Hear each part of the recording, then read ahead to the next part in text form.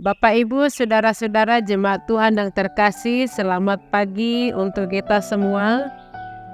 Sebagaimana biasanya sebelum kita melanjutkan aktivitas kita dalam satu hari ini, ada baiknya kita memberi waktu kita sejenak untuk merenungkan kebenaran firman Tuhan. Mari kita berdoa.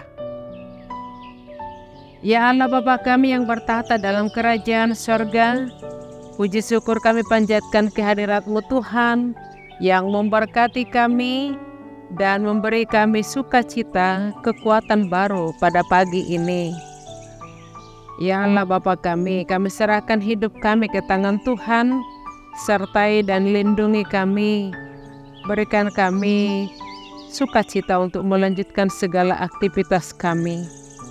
Lewat kebenaran firman Tuhan pagi ini, itu boleh semakin menguatkan kami dan memotivasi kami, sehingga kami melanjutkan segala pekerjaan kami dengan mengandalkan kuasa dan sukacita yang daripada Tuhan.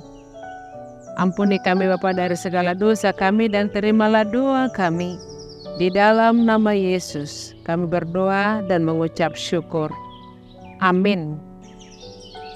Bapak, Ibu, saudara-saudara jemaat Tuhan yang terkasih, pagi ini Kamis 27 Juli 2023, nats renungan kita tertulis di Titus 2 ayat 1.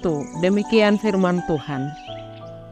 Tetapi engkau beritakanlah apa yang sesuai dengan ajaran yang sehat. Allah yang goho hatahon manadongu tupoda natikosi. Bapak, Ibu, saudara-saudara, dengan topik renungan kita pagi ini menyampaikan perkataan yang benar.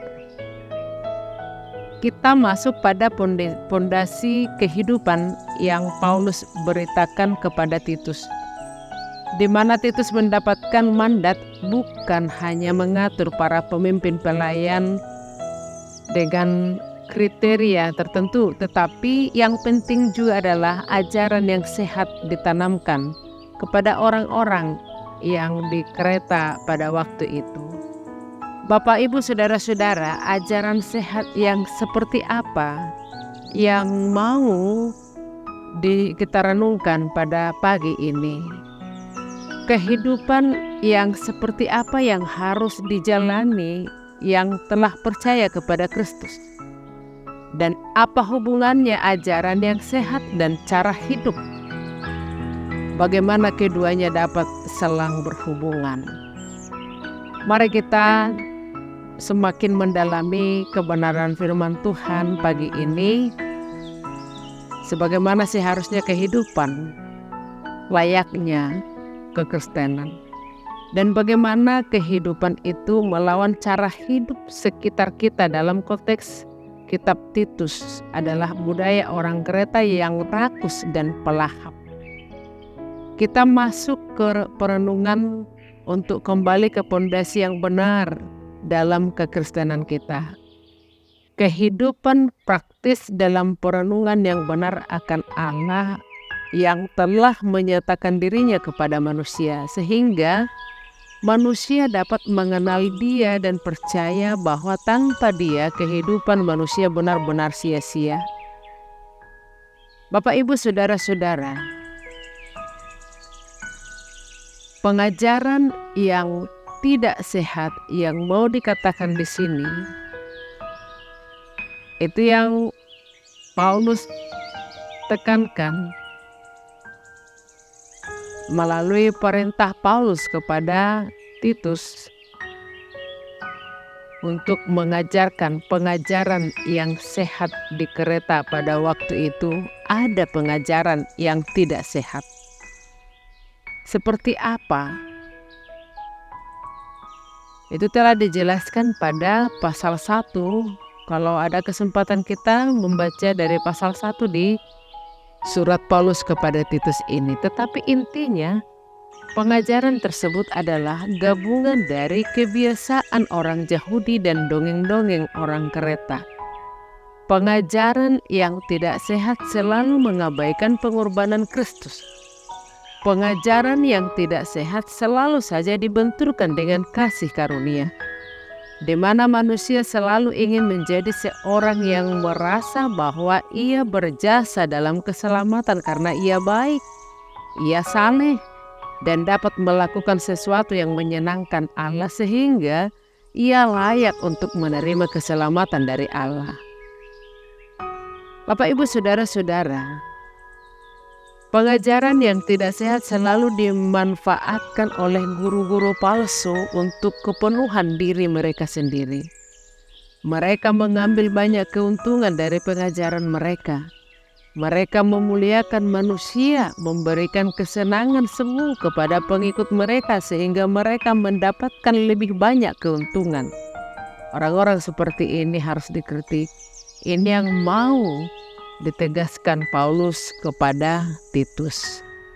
Maka saudara-saudara yang terkasih, teladan menjadi contoh. Itulah yang diinginkan Paulus kepada Titus sebagai seorang hamba dan sahabat dalam memberitakan firman kehidupan. Sebagai seorang bapa rohani dari Titus, Rasul Paulus senantiasa mengajarkan Titus dengan keteladanan agar menjadi contoh dalam segenap hidup dan kehidupannya. Surat Paulus kepada Titus ini disebut juga sebagai surat penggembalaan. Sebagaimana sebuah penggembalaan, demikianlah nantinya Titus menghadirkannya sebagai gembala kepada jemaat yang dilayaninya. Keberadaan Titus sebagai seorang pelayan, pemimpin yang masih muda untuk menjadi seorang teladan bukanlah hal yang mudah. Itu jugalah yang ingin dinyatakan Paulus, bahwa orang muda atau kemudaan tidaklah jadi penghambat untuk menjadi teladan. Masalah kemudaan sejatinya tidak jadi penghambat untuk menjadi teladan atau pemimpin. Persoalan yang utama adalah persoalan mau atau tidak mau, bukan persoalan bisa atau tidak bisa. Maka Bapak, Ibu, Saudara-saudara yang terkasih, pada renungan kita pagi ini menyuarakan kebenaran bukanlah hal yang mudah. Di samping suatu yang beresiko, fakta inilah yang sudah dialami Yesus juga dalam pengajarannya, dalam pelayanannya, dan itu juga dialami Paulus dan juga bisa kita alami, dan banyak lagi rasul-rasul pemberita Injil yang para martir di dalam hidup dalam kesaksiannya. Maka Bapak, Ibu, Saudara-saudara, sebelum berani menyatakan hal-hal yang benar, ada baiknya kita telah menghidupi kebenaran itu agar kita tidak menjadi batu sandungan. Sekalipun ada perbedaan antara pribadi yang menyatakan kebenaran dan ungkapan kebenaran itu sendiri, namun ada baiknya pribadi yang mengungkapkan kebenaran itu juga menghidupi kebenaran yang mau diungkapkannya. Perkataan yang benar, itulah sejatinya keberadaan orang percaya. Maka Bapak, Ibu, Saudara-saudara, marilah kita menyatakan keberadaan kita dengan hidup di dalam kata dan perbuatan yang benar, agar nyata diri kita sebagai orang percaya, satu kata dan perbuatan. Artinya, perkataan dan perbuatan itu harus sejalan, sehingga nasihat yang baik, nasihat yang sehat, pengajaran yang sehat, pengajaran didikan yang didengar, yang diindahkan adalah ketika perkataan itu, pengajaran itu, nasihat itu sejalan dengan perbuatan. Ini kata sukses kepada orang tua juga yang akan didengar oleh anak-anaknya, pendidik yang akan diindahkan oleh murid-muridnya, pemimpin yang selalu dituruti oleh bawahannya. Maka saudara-saudara yang dikasihi Tuhan, mari kita buka hati dan mari kita sambut anugerah Tuhan, keteladanan Tuhan di dalam Yesus Kristus. Setiap perkataan yang benar adalah yang didorong oleh perbuatan-perbuatan yang benar. Perkataan yang benar itulah sejatinya keberadaan orang percaya. Selamat mendidik, selamat menasihati, selamat memberi ajaran yang sehat kepada yang Tuhan pertanggungjawabkan kepada kita masing-masing. Selamat berkarya. Amin. Kita berdoa. Terpujilah Engkau Bapa yang baik, yang memberkati kami dan memberi kami kesempatan untuk merenungkan kebenaran firman Tuhan. Mampukan kami, kuatkan kami, kalau Tuhan percayakan kepada kami untuk membimbing setiap apa yang Tuhan berikan kepada kami. Ada banyak tanggung jawab yang harus kami pertanggungjawabkan kepada Tuhan. Inilah kami Tuhan. Biarlah melalui firman-Mu saat ini, kami benar-benar mempertanggungjawabkan segala apa yang Tuhan percayakan kepada kami. Mampukan kami memberitakan kebenaran firman Tuhan. Mampukan kami mendidik setiap apa yang Tuhan percayakan kepada kami, baik sebagai orang tua, juga guru, juga pemimpin, sehingga ada kedamaian, ada kesejahteraan, ada sukacita. Inilah kami Tuhan.